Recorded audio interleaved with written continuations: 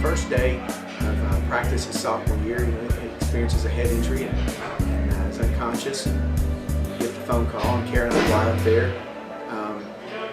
And we get there, and my wife always says, he was alive, but he wasn't there. Our will wasn't there. And a few days later, after a lot of discussion and praying and talking, we were told that the Will McCamey we knew would not be that Will if we left him in life support. And we had great family support, great counsel, and just trying to looking back on all that, it was the best decision we could have ever made, because Will McCamey would not want to be any less than he was that day that he walked out the field for practice. So we know what his answer would be. It was very tough on Karen and I. But the doctor told us he was very strong and very healthy and could fight this, and they disconnected life support. We didn't know what would happen. But Karen and I were able to spend a lot of time with him during that time in the hospital. He was unconscious, and we were able to whisper in his ear. And we don't know what he heard, but he did hear his parents say that he didn't have to fight it. That doctors said it was grim, didn't look good, and that we were at peace, we were okay. And of course, they disconnected life support, and he probably didn't last 2 hours. Karen and I chose not to be with him during that time, and my dad and a cousin of mine was there, and a very close cousin, almost like a brother. And they said Will didn't struggle, and you see it in the movies all the time. And they said it was just, it was so peaceful that when Will passed away, that he just had the biggest smile on his face. So, not sure what he saw, but we know he saw something, and we were okay with that. But from there, our story was on, and we chose to be faithful. We always talked about when we meet with people, those two things you can say. Gears in a car, you can be in forward, or you can be in reverse, but you can't be in both at the same time. It's fear and faith. You can't be fearful and say you're faithful.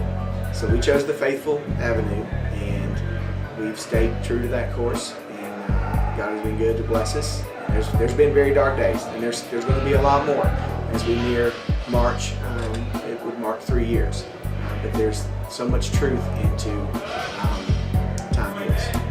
We were crawling, and now we're back to running again. We went through all the stages of crawling to walking to running, and so it's good. Being at Clinton has been a very good change of pace for us, because everything, as I mentioned, was marked at grace of Mr. Football, and every corner I would turn reminded me of Will. Now Reagan's coming to play and can kind of leave his own mark and not follow in the footsteps of his big brother.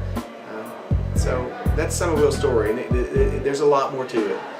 That's kind of where we're at today. It clearly shows that he loves the game, and he has a son on the team now, and he loves him, and I got to say he loves us equally, because when we're on the team, we're all family, and just to come from a loss like that, it's just hard, and we have respect for him, and we love him, and definitely he shows us that he loves the game. But one way it affects is he shows us to keep our head up no matter what, and keep going, and just keep pushing no matter the hard times, the struggles, no matter what. Just keep your head up, keep showing everybody you can do everything you want to. He always says that you don't have it, someone has it worse than you. So he's leading by example by not giving up, because someone's got it worse than him, or someone's got it worse than me, or anybody around. So just to always push forward and just never give up ultimately.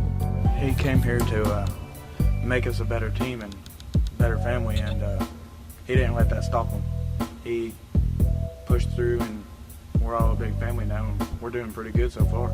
After his son passed away, he could have quit. He could have just quit coaching, but he went through it. He made it through. He kept coaching. He come down here to make a difference, to show that he cares. That's a really big thing for him. That's something that really impacted his life and could have really changed his decision on playing, wanting to coach football anymore. And it's just kind of a great example for us.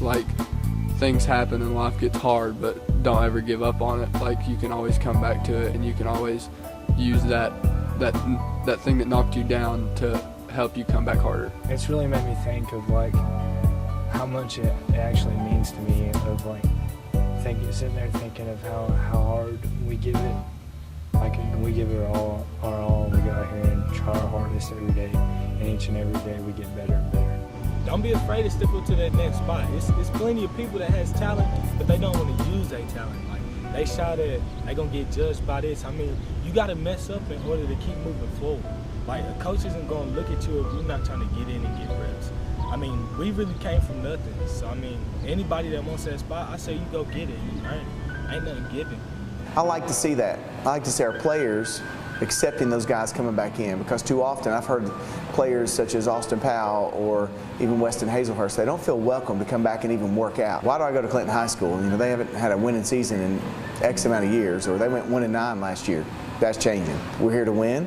Football is too tough, too hot, it's too long of a season to come up short. And I've always told my teams that if we're going to be here, we're going to make the best of it, and we're going to be winners. If we do the right thing in this weight room, it's going to carry over onto the field, and we're going to win. Did I say every game? No, but we're going to be winners. You know, the seasons of 1-9 are gone. If they can't score, you cannot lose. This team's different than last year. Last year's team would have given up when it got hard. Last week and this week, we haven't given up. Keep fighting, keep pushing. We'll get there. We'll be very focused on defense and offense, and it's a good program overall. I feel like we're a major threat. We've had to actually buckle down and actually really work hard. We gotta step it up this year. We can't live our life in the past. We gotta get to it. We're trying to get a dynasty. We're trying to get things going right. We gotta change the program around. You gotta mess up to get better. You gotta start somewhere. And really, I wanna leave. I want everybody to know my name. Like, I wanna be known. I wanna get that acknowledgement, all that. I need all that. So I hope what I'm doing is kind of paving the path for the kids that are playing for me today or before or even after to want to come back. They deserve it. They need it. We need that shot in the arm. We want those guys to know this is theirs as much as is any guy that's working out that's on the team right now. To see those guys come back and for them to realize that the door's open, and for some of these younger kids to look and say, who's that?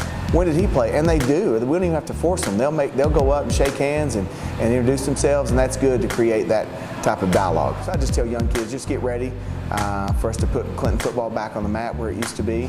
We have a new building and everything. There's not one like this in East Tennessee. This is a indoor practice facility, 35 yards long, with a separate weight room, separate locker room, separate training facility, 75-seat Regal Cinema, theater room for breaking down film, having team meetings.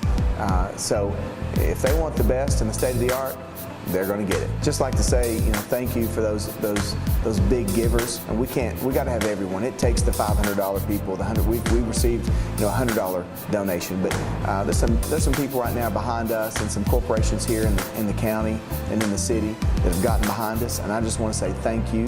I would miss on them if I tried to name them all. So for those of you out there that are the big givers, you know who you are. Thank you.